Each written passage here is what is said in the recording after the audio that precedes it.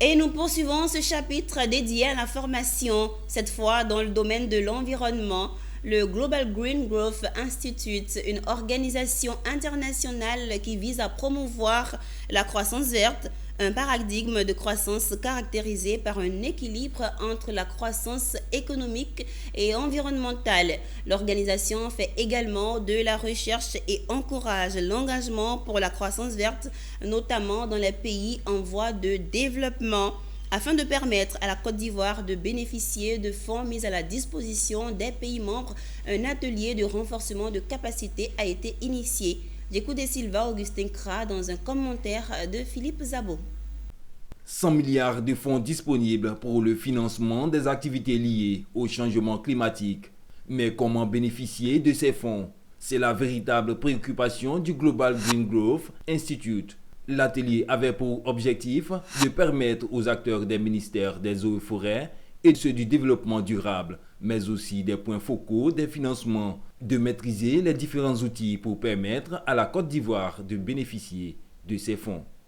L'essence du GGGI est vraiment l'accompagnement à la transition bas carbone des pays à travers la mise à disposition d'outils de mobilisation de ressources. Oui, c'est une problématique qui est très importante pour la Côte d'Ivoire. Comme je l'ai dit, depuis 2009, depuis Copenhague, on parle de fonds vert climat, on parle de 100 milliards de dollars pour mettre ce fonds en marche.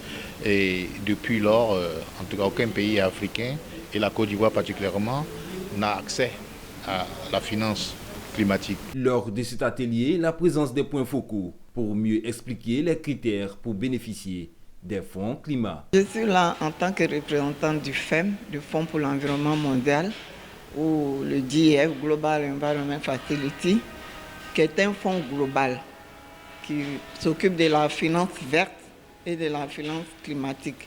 C'est un fonds qui a été mis à disposition des pays en voie de développement dans le cadre des négociations sur les changements climatiques. C'est la région qui porte aujourd'hui le premier plan climat territorial au niveau des collectivités territoriales. C'est aussi le fruit de l'engagement de cette région, la région du Bélier, dans la transition écologique. Parce que c'est une région qui a été l'une des grandes victimes du changement climatique. Vous savez que notre région, c'était l'ancienne boucle du cacao.